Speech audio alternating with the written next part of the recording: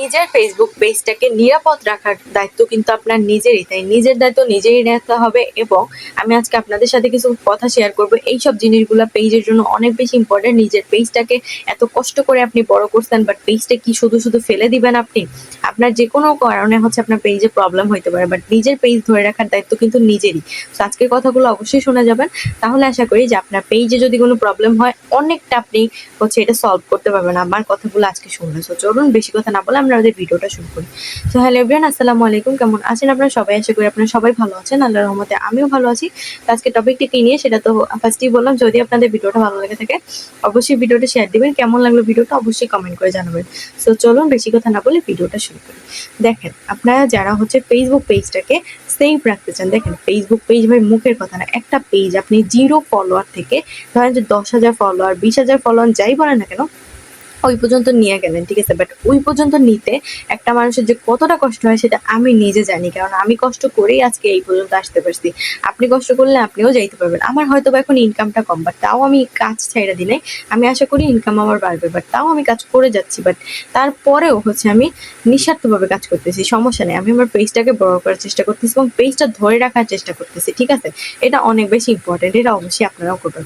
দেখেন, এখন কথা হলো যে আসলে এই যে পেজ থেকে আমরা আর্নিং করি, আর্নিং এর জন্যই তো পেজটা দাঁড় করি। এখন কি আপনি চাইবেন যে আপনি এত কষ্ট করে আপনার পেজটা দাঁড় করাইছেন, এখন শুধু শুধু আপনার পেজটা পানিতে যাক?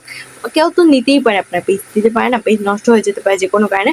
তো তার জন্য আজকে আপনাদের জন্য কিছু টিপস থাকবে। দেখেন, এর জন্য আপনাকে ফার্স্টে আমি যেই টিপসটা দিব সেটা হচ্ছে অবশ্যই পেজে একটি অ্যাডমিন আইডি যোগ করে রাখবেন। একটা দুইটা এরকম অ্যাডমিন আইডি আপনি অ্যাড করে রাখবেন, যেন আপনার মেইন আইডি যদি আপনার কোনো প্রবলেমও হয় আপনি যেন অ্যাডমিন আইডি থেকে প্রবলেমটা সলভ করতে পারেন, ঠিক আছে। অ্যাডমিন আইডি ইম্পর্টেন্ট, অনেক বেশি ইম্পর্টেন্ট। অ্যাডমিন আইডি থেকে আপনি পোস্ট করতে পারবেন, আপনার পেজ চালাইতে পারবেন, কোনো প্রবলেম নাই। বাট অ্যাডমিন আইডি সবসময় অ্যাড করে রাখবেন সবাই, কারণ অ্যাডমিন আইডি যদি অ্যাড করে রাখেন আপনার পেজটা যেই আইডি থেকে খুঁজছেন ওই আইডিতে যদি প্রবলেমও হয় পরবর্তীতে কিন্তু আপনি আপনার পেজটা নিয়ে কোনো চিন্তা থাকবে না, আপনার পেজটা কিন্তু সুরক্ষিতই থাকবে, বুঝতে পারছেন? তো এই কাজটা অবশ্যই সবাই করবেন। অবশ্যই একটা কি দুইটা আইডিতে আপনি অ্যাডমিন আইডি দিয়ে রাখবেন, ঠিক আছে। তো এখন বলি একটা স্টেপ, এটা আপনি চাইলে মডারেটর অ্যাড করতে পারেন পেজের জন্য। সেক্ষেত্রে আপনার পেজের জন্য মডারেটর অ্যাড করতে পারেন। মডারেটর আপনার কমেন্টে রিপ্লাই, মেসেজ এগুলো দেখতে পারবে, ঠিক আছে। তো আপনি যদি বিজনেস পেজ হয়ে থাকেন তাইলে আপনার জন্য মডারেটরটা অনেক বেশি ইম্পর্টেন্ট। বাট আপনি যদি এমনি আমার মতো পেজ চালান তাইলে মডারেটরের দরকার নেই, ঠিক আছে। যারা বড় বড় পেজ চালায় তাদের জন্য অ্যাডমিন, মডারেটর এগুলোর দরকার হয়। বাট অ্যাডমিনটা আমাদের জন্য অনেক বেশি ইম্পর্টেন্ট, সবার জন্যই, পেজ বাঁচানোর জন্য, বুঝতে পারছেন?